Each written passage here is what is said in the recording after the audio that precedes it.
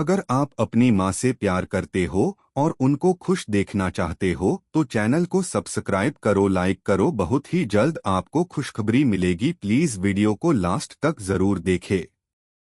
सास की जिद, एक हास्य कहानी। किसी छोटे से गांव में माया और उसकी सास राधिका देवी रहते थे। माया एक सामान्य सी गृहिणी थी जो अपनी सास के साथ बहुत ही अच्छे से रहती थी। राधिका देवी की उम्र लगभग 55 साल थी और उनका स्वभाव जरा अलग था। वे हमेशा कुछ न कुछ अपनी बहू से जिद करती रहती थीं, जो कभी कभी माया के लिए मुसीबत बन जाती थी। लेकिन माया इन सारी चीजों को हंसी में टाल देती थी।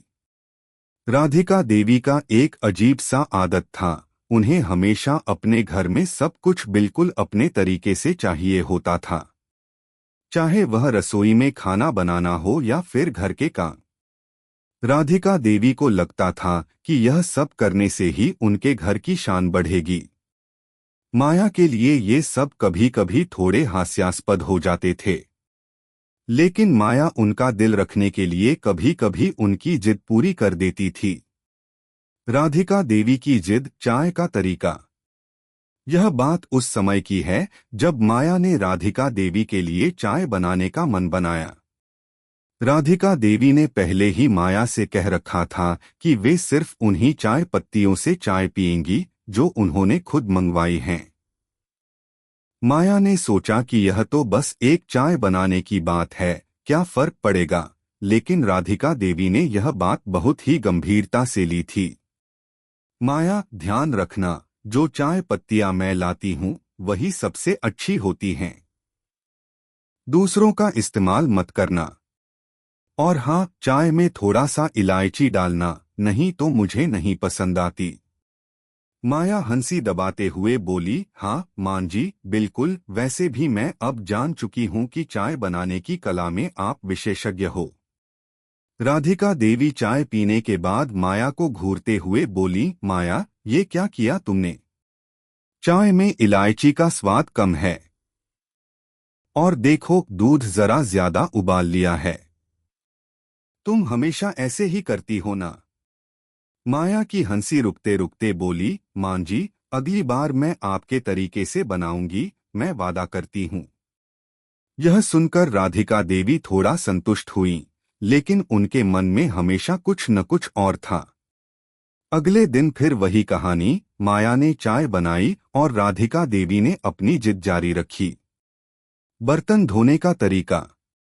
कुछ दिन बाद माया ने बर्तन धोने का काम शुरू किया। राधिका देवी की एक आदत थी कि वह बर्तन धोने के तरीके पर बहुत ध्यान देती थीं। माया ने जैसे ही बर्तन धोने शुरू किए, राधिका देवी आईं और उन्हें देखकर बोली, माया, तुम बर्तन ऐसे धो रही हो जैसे तुम्हें सिर्फ पानी से मतलब हो। थोड़ा सा नमक डालकर धो, बर्तन चमकते हैं। और हाँ, तांबे के बर्तन को अलग से धोना चाहिए ताकि उसमें किसी और चीज का रंग न आ जाए। माया की हंसी रुकते हुए बोली, मां जी, आप तो बर्तन धोने के लिए भी नया तरीका ढूंढ लाती हो। राधिका देवी ने एक गंभीर मुद्रा में कहा, जो तुम करते हो वो ठीक नहीं है। इन बातों का ध्यान रखना चाहिए, वरना घर में उन्नति नहीं होगी। माया फिर से चुपचाप बर्तन धोने लगी। राधिका देवी को देखकर माया ने सोचा, कभी कभी लगता है जैसे ये सास नहीं, एक शास्त्रज्ञ हैं, जो हर काम में नियम बनाती हैं। राधिका देवी का खाना बनाना। राधिका देवी का खाना बनाने का तरीका भी माया के लिए एक नया अनुभव था। एक दिन माया बीमार पड़ गई थी और राधिका देवी ने खुद खाना बनाने का जिम्मा उठाया। माया ने सोचा, अच्छा होगा, सास को कभी खाना बनाने का मौका दूं ताकि वे भी खुद को व्यस्त रख सकें। लेकिन राधिका देवी ने यह अवसर नहीं छोड़ा। पहले तो वे खुद से ही हर चीज को चखने लगीं और फिर माया से बोली, देखो, तुम तो बस कुछ समझती ही नहीं हो, माया। मिर्ची का ध्यान रखना। देखो, ये आलू तुम्हारे जैसा नहीं बना, इसमें थोड़ा और भूनने की जरूरत थी। माया ने फिर से हंसी दबाते हुए कहा, मां जी, आप तो रसोई के जादूगर हो। राधिका देवी ने माया के सिर पर हाथ रखते हुए कहा, तुम समझोगी नहीं माया। खाना बनाने की कला तो बहुत गहरी होती है। मैं हर दिन इसे सिद्ध कर रही हूं। माया मन ही मन सोच रही थी, सास के साथ रहना कभी कभी कोई हंसी का खेल नहीं होता। गार्डन में राधिका देवी की जिद। गर्मियों का मौसम था और राधिका देवी का गार्डन उनके लिए किसी महल से कम नहीं था। वे रोज सुबह उठकर अपनी जड़ी बूटियां और पौधे खुद ही पानी देती थीं। माया को यह सब बहुत ही मजेदार लगता था, क्योंकि राधिका देवी पौधों से बातें भी करती थीं। एक दिन माया ने सोचा कि क्यों न वह राधिका देवी को थोड़ा आराम दे और खुद गार्डन का काम कर ले।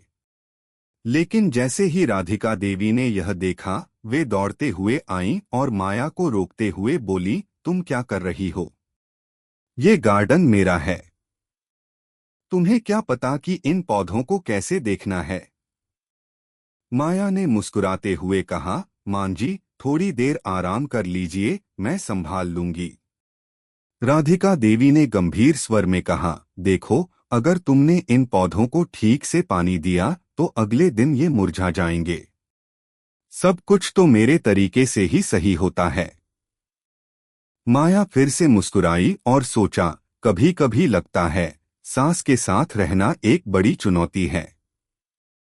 लेकिन यह चुनौती भी कुछ खास है। राधिका देवी की जिद और माया का समाधान। माया और राधिका देवी के बीच का रिश्ता हमेशा जिद और हंसी का था। राधिका देवी जहां अपनी जिद पूरी करने के लिए एक कदम आगे बढ़ती थीं, वहीं माया उनका दिल रखने के लिए हंसी में उसे टाल देती थी।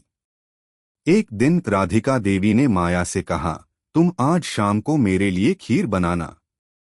माया ने हंसी में कहा, मां जी, खीर तो मैं बना सकती हूँ, लेकिन अगर आप चाहें तो आप ही बना सकती हैं। राधिका देवी ने एक घूरती हुई नजर डाली, तुम ठीक से खीर नहीं बना पाओगी, मुझे अच्छे से बनानी आती है।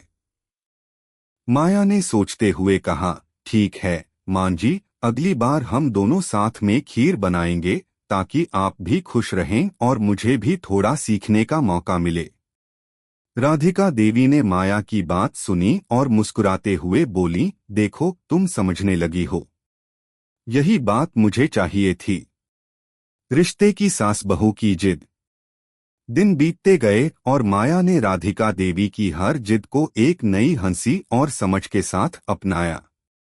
धीरे धीरे राधिका देवी ने माया को अपने तरीके से काम करने की स्वतंत्रता दी और माया ने राधिका देवी के अनुभवों का आदर करना शुरू किया। यह सास बहू की जिद अब हंसी और समझ के साथ एक मजबूत रिश्ते का रूप ले चुकी थी, जिसमें हर जिद के पीछे एक प्यार भरा संदेश था। अंत में माया और राधिका देवी दोनों ने मिलकर सास बहू के रिश्ते की नई परिभाषा गढ़ी, जिसमें जिद और प्यार दोनों साथ साथ चलते थे।